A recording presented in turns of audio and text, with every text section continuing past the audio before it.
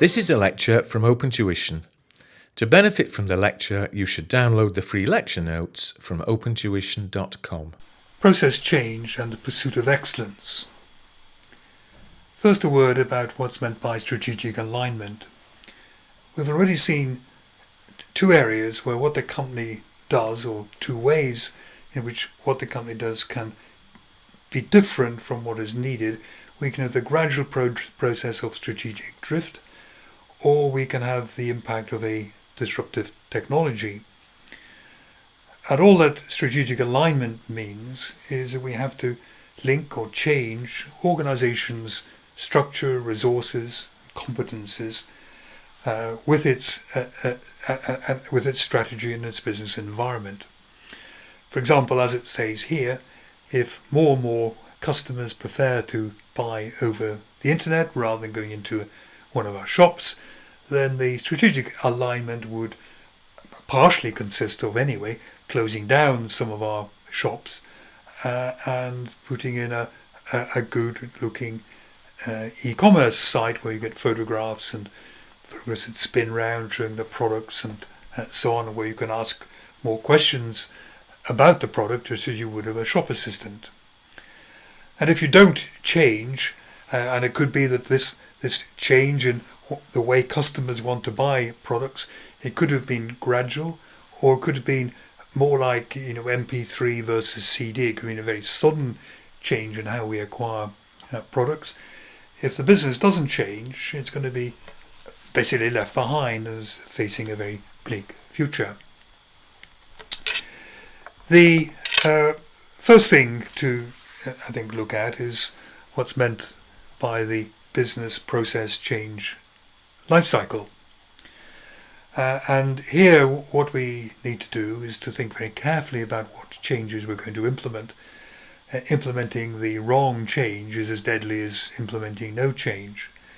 So the first stage is planning, defining what the goals are going to be and what will be achieved as a result of the change. So changing from buying in shops to changing the internet, our goals will be, keeping our market share. And for example, maybe even extending the geographical reach that we can now get from an internet site rather than specific location of shops and so on. We may have goals about beating competitors and the like. What we have to do then is to analyze the existing activities that we're carrying on, how we're carrying them on, identify specific problems that may be existing there, and we may find ways of improvement. So one of the things we might be looking at in our shops is that we either have too wide a range of inventory or not enough inventory. And as we're maybe changing to trading on the internet, that will allow an adjustment to take place on the range of goods we're keeping, which is maybe going to help us maximize our profits. We need to think how we're going to put through the change, design a new or improved process, explore alternatives. So for example, we could decide to implement our own e-commerce system, or we could subcontract, or we could kind of piggyback on Amazon rather than designing anything for ourselves at all. We then have to develop the system or have the system developed for us. And then very, very importantly indeed, we have to make sure that before we go live, that the system is going to be a success. We have to test it extensively, because remember, what we are perhaps doing is closing down our regular outlets. We are having to encourage our customers to move to the internet. We have to give them confidence that the new method of buying goods from us is going to be successful. So we will be absolutely rash to do this without testing the system extensively and testing it on large volumes of data so that it doesn't crash, and also training staff so that they can answer queries if need be, or they can make corrections if that is necessary. And then after a few months, what you normally do, let it settle down. A few months later, once it's settled down, people know their roles, people working fairly efficiently, then we can review it. We might find it's perfect, but probably not. We're going to have to make some little adjustments. And really, adjustments are going to cost us money. We should go through this planning kind of stage again. Set the objectives for the adjustments. There's something in IT called perfective maintenance, where people want something better and better and better, and it costs and costs and costs to get it better and better and better, but actually the improvements might be very marginal compared to the costs. So we have to go into any type of improvement or adjustment very carefully as well. The next model to look at is the Poppet Model. It's a very easy model. It simply stands for People, Organization, Processes and IT. And really says that these are the 4 elements that we need to get right when we're changing the way an organization behaves or carries on its business. So we have to think carefully about the shape of the organization. Should it be divisionalized? Should it be wide, flat? Should it be narrow, tall type of organization? Should it be a matrix structure? What's going on within that? Should it be separate subsidiaries? All sorts of organizational methods to think about. If we're selling on the internet, how many dispatch points are we going to have? Is it one for the whole country, or one in the south, one in the north? What's the best way of doing it? We have to think of the people who are involved as well. We're making changes, so almost certainly we're going to be changing people's roles and their job descriptions, their day-to-day activities. Maybe we're even interfering with their seniority. Maybe it's a flattening of the organization, and we have to think carefully how they're going to respond to that. We need to think of the processes which are going to take place. What are our core processes that we really have to get right? It's all very well thinking of all these fancy add-ons that we might have, but we certainly have to make sure we get the core processes right. Maybe we do that first, and then when they're working satisfactorily and reliably, then we can begin to add on other facets of the organization which might be attractive to customers. And of course, running through an awful lot of this is IT. Many of today's kind of triggers for change, or many of the disruptive technologies come across us or are thrust on us because of improvements or changes in IT. And we have to make sure our IT system is secure, fast enough, reliable enough, cheap enough, extendable enough to deal with what we're having to face. Talent management is the new name for human resources management, and it encompasses the whole aspects of really recruitment to dismissal, recruitment to retirement of employees. Some aspects we've looked at a little bit already, or we will look at in other sections of the syllabus and the notes, like training, like motivation. But we've set out here a list of all the elements which are included under the title Talent Management. First of all, there is recruitment. You have to work out how many people you might need. And if the business is expanding, then you need basically a kind of recruitment budget. How many people with what sort of skills, what sort of qualifications, and in what areas of the world or what areas of the country or departments do you actually need. And then what you have to do is to go about attracting candidates and recruiting them. Are you going to do this yourself? Are you going to do it through an agency? Are you going to use internet sites as your recruitment tool? Yeah, you have to think of what sort of salary and benefits to offer to attract the right type of people. You have to word the advert in such a way that you don't get thousands of people because the wording is too general, but you just don't want to get maybe 2 people to choose because the wording has been too restrictive, has been putting people off.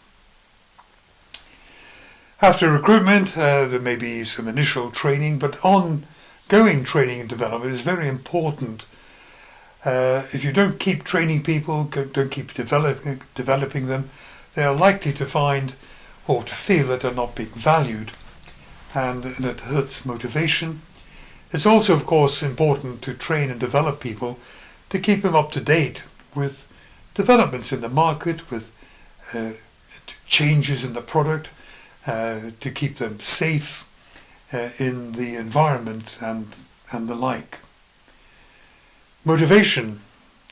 Motivation does, of course, come through money, through pay, but there are many other areas where you can try to motivate people, like training, sending them on a course, letting them study for a qualification, telling them that they've done well, giving them promotion, giving them social outlets at work where they can get on well with their colleagues and so on. Motivation is extremely important. It's often said to be making people run towards a target rather than just kind of walk rather slowly towards it. The motivated person is going to be someone who's very keen to do things very well, and you want that sort of person on your staff. People normally expect some sort of regular reviews and feedback. How have they done in particular jobs? Certainly staff reviews once a year are almost universal, but quite often some sort of reviews and feedbacks are given after each assignment has been completed. The reviews can go upwards. You can review your manager, can go downwards. You review your subordinates, then go sideways, what's called 360 review. You can review your colleagues and so on. But people like being told how they've done. It has to be done sensitively. If people haven't done so well, you need to be quite careful in how you give that news to people. But if you don't give any sort of review or feedback to people, how will they know whether they're doing well or whether they need to try to improve their standards of performance a little bit? Promotion. When is somebody ready for promotion? Do they want promotion? Will they need more training before you give them that promotion? If you promote them, will their colleagues who have not been promoted at the same time feel resentment? If they're not promoted, will this be the spark that makes them leave? Because he'd feel, I've been here 3 years, I've not had any promotion, there's nothing for me here, I'll try somewhere else. Retention. How do we retain people? People are very valuable, who have maybe invested in their training, they've learnt how we work, they maybe formed relationships with our clients and suppliers and so on. They've gained a lot of know-how. If they leave, if we can't retain valuable people, it is exceedingly expensive. We have to go through the recruitment process again, we have to go through the training process again. There is a risk we get somebody who's not suitable, and so even more time is lost in doing that. We have to try to ensure that by a mix of pay, motivation, training, feedback, promotion when it's appropriate, that we retain good people. And finally, of course, there may be dismissal. There can be retirement. There can certainly be people deciding to leave. For management, the more difficult areas, perhaps dismissal. Deciding who, after giving them extra training, giving them extra help, direction, extra feedback, maybe warnings, they still have not, even after a reasonable amount of time, improved sufficiently that you want to keep them. That they may be actually damaging the chances of you reaching your corporate objectives. And dismissal occasionally is the only way in which you're going to be able to successfully manage your human resources, keep the talent you want, rather than paying people who may be doing damage. We dealt with people in the previous slide, and it's worthwhile just spending a moment looking at the growing importance and indeed the growing difficulty with human resources management. Human resources has been described as the most difficult and most important resource of a company. Human resources are the only assets, if you like, which leave the organisation at 5 or 6 at night, disappear off the premises, and may never come back. Or they may suddenly decide to relocate themselves to a rival. You're not going to get that with your computer system or your machines in the factory. They're there at night, you expect them to be there in the morning, you don't expect them to start working for your competitors, but people can do that. So finding, training, managing, keeping, motivating your human resources is extremely difficult and has become more difficult. Perhaps for the following reasons. Demography or population. In many countries, the birth rate is falling. There are smaller numbers of new qualified young people coming onto the job market, and there is greater competition for the good ones.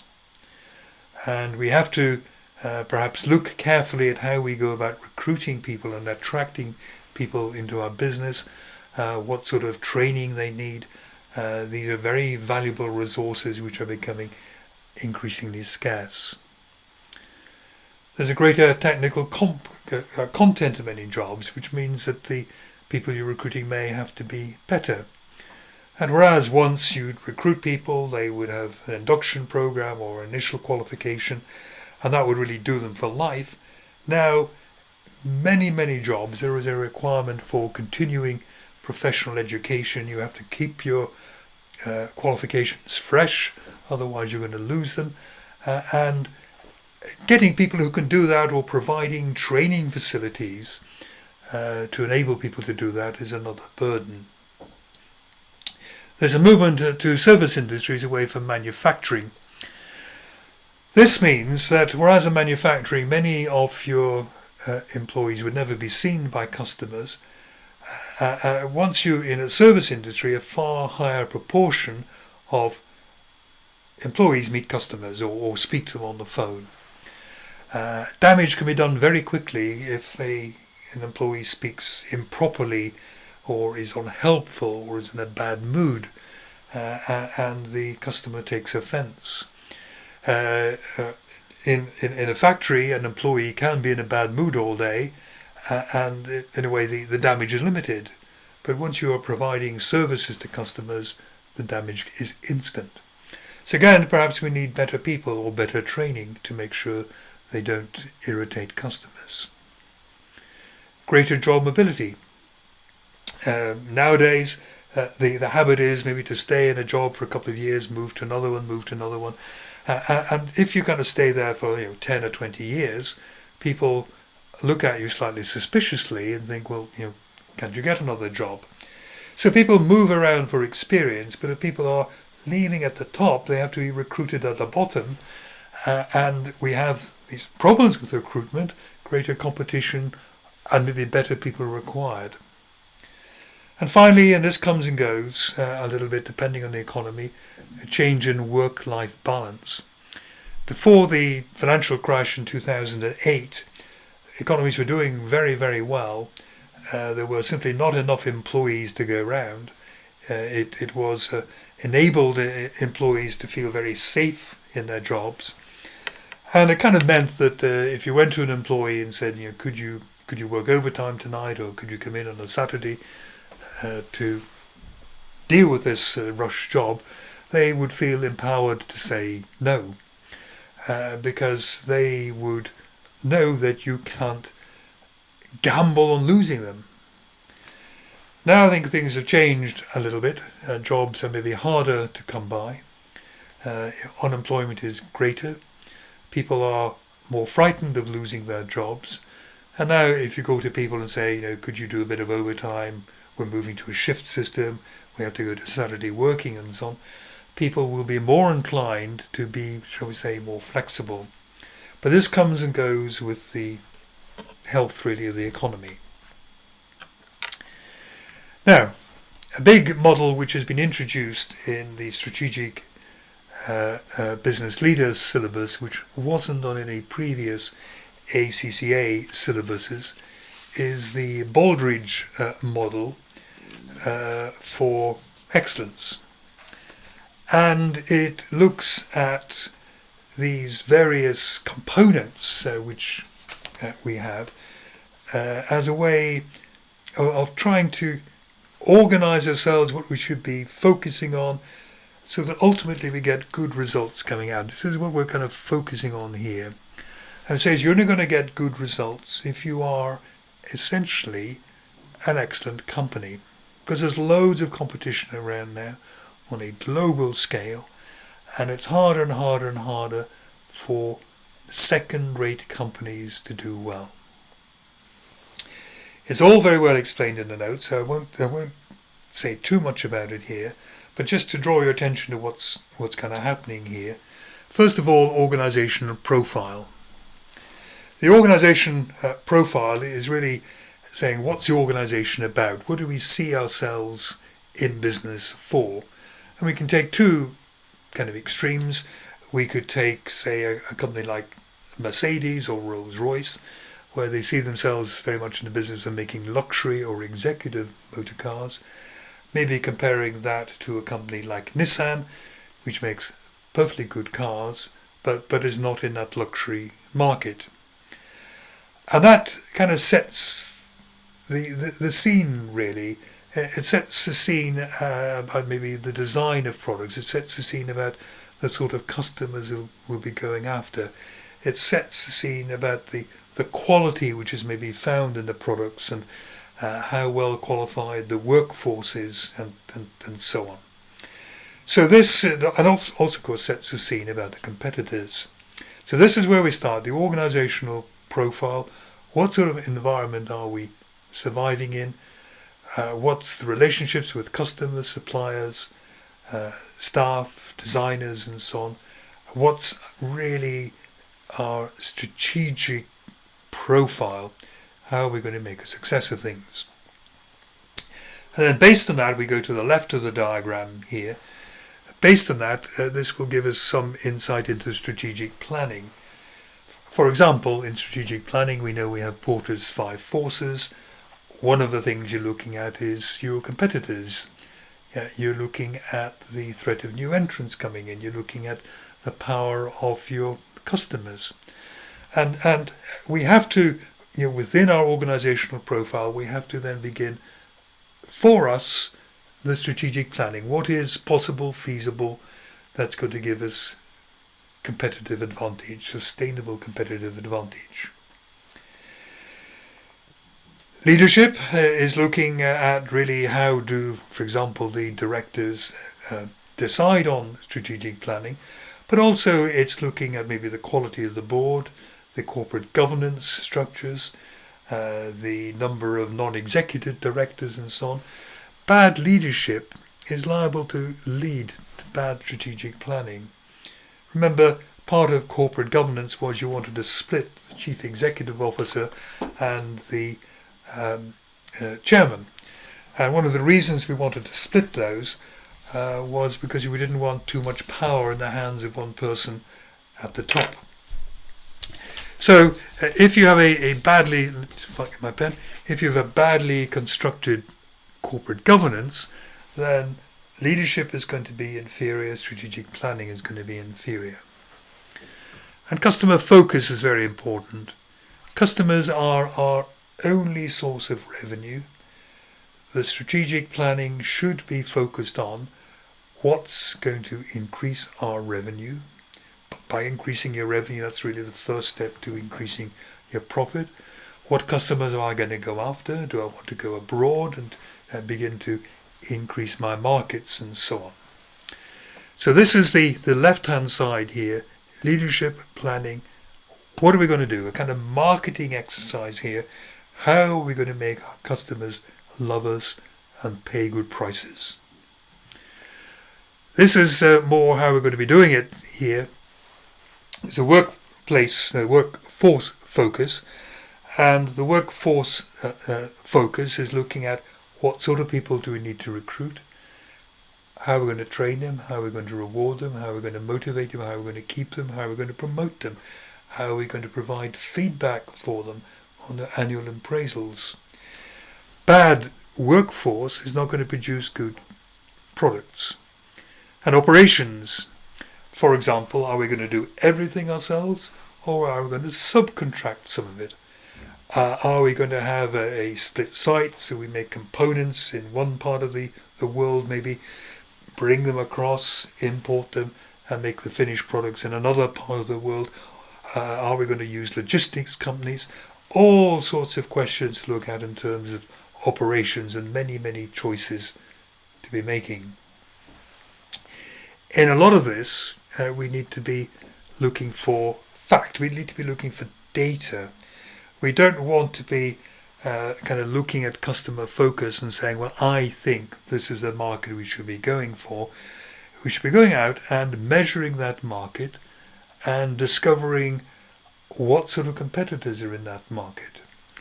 When we're looking at workforce focus, we ought to get data, statistical data if we can, about the success of recruits coming from maybe universities, or the success of recruits coming from pre-university and we train them up ourselves and so on. We need data about operations. What is the most efficient way of dealing with operations? We've already looked at shared services. We've looked at outsourcing. We don't want to be making these sorts of decisions by guesswork or by kind of gut feel. Measurement, analysis, knowledge, information is what we need. And then this should produce good results. That's the end point here, that we are producing good results. Note that we may from time to time have to change our organizational profile. There's arrows going up here. It may be that what we're doing is something which becomes actually rather unsuccessful. I mean, we might have seen ourselves as a compact disc producing and selling company, and the way things have changed, you're not going to be doing that anymore. Your organizational profile is not making money through compact discs. It's downloading stuff, it's organizing tours for bands, it's all the add-ons, if you like, which music companies earn their money by. Finally, in this, we just need to think of the feasibility of changes. Changes should be assessed, first of all, on an economic basis. We're looking here at cost versus benefit. It's easy to see in a profit-seeking organization, there's no point in spending 2 million on something if it's only going to increase your revenue by 1 million. You're simply losing out. It's a waste of time. But this is also important in not-for-profit organizations. It's going to be hard to get the benefit in money, but if you're running a hospital, the cost of putting in a new scanner, we need some way of balancing that against the benefit to patients. It's not easy, but if you don't make some attempt, there's no way of deciding, should I put in a new scanner, should I put in a new radiotherapy treatment unit, should I open new wards in the hospital? How are we going to decide how best to spread the money that we have? We have to make sure it's technically feasible. For example, on IT, is it actually going to work quickly enough and reliably enough? We have to make sure it is operationally feasible. Is it easy for our staff to use? Does it produce the results quickly enough? If somebody rings up and says, do you have it in inventory? They want to know quickly. They don't want to be waiting a minute as you wait for the data to be downloaded. And finally, socially, are people happy to deal with this? For example, many banks in the UK, and many other companies as well, basically they outsource call centres. So when you ring your bank, you don't go to your bank, you go to a call centre. And many organisations, these call centres were abroad.